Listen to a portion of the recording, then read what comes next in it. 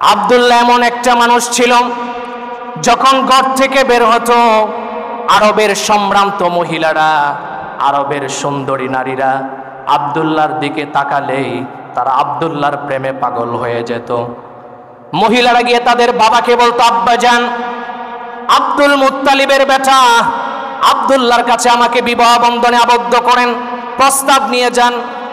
এভাবে মহিলারা যখন বারবার আব্দুল মুত্তালিবের কাছে একের পর এক প্রস্তাব নিয়ে যাচ্ছে, শত শত প্রস্তাব, বিরক্ত বোধ করলেন। আব্দুল মুত্তালিব স্ত্রীর কাছে এসে বললেন, অপ্রাণের স্ত্রী, আরবের মহিলারা তাদের বাপ মা আমার কাছে এসে আব্দুল্লাহর জন্য প্রস্তাব দিচ্ছে।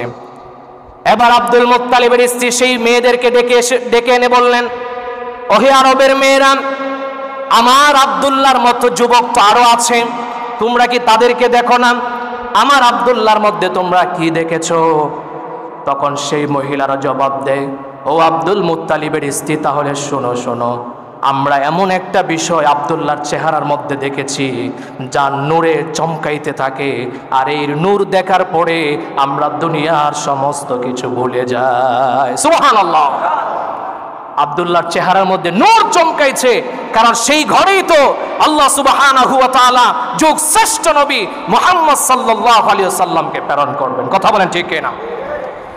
এভাবে যখন বারবার প্রস্তাব আসছে, আব্দুল মুত্তালিব বিরক্ত। এবার কি করবে? মদিনায় চলে গেল, তারই আত্মীয় আমেনার বাবার কাছে প্রস্তাব নিয়ে যায়। আমেনার সাথে যখন বিবাহ হয়ে যায়, বিবাহ হওয়ার পরে 3 দিন পর্যন্ত আব্দুল্লাহ ঘর থেকে বের হয় নাই। 3 দিন পরে যখন ঘর থেকে বের হলো, আরবের সেই মেয়েরা একে অপরকে বলতে লাগলো, দেখো দেখো আব্দুল্লাহ বের হয়েছে, আসো একটা নজর দেখে আসি। এবার যখন মহিলারা বের হয়ে রাস্তায় চলে আসলো, আব্দুল মুত্তালিবের চেহারা দেখে সবাই ঘরে চলে গেল, আগের মতো আর তাকায়া থাকে না। তখন হঠাৎ জিজ্ঞাসা করলো, কি ব্যাপার, আগের মতো তো এমন দেখা যায় না, তাকানো বিষয়টা কি?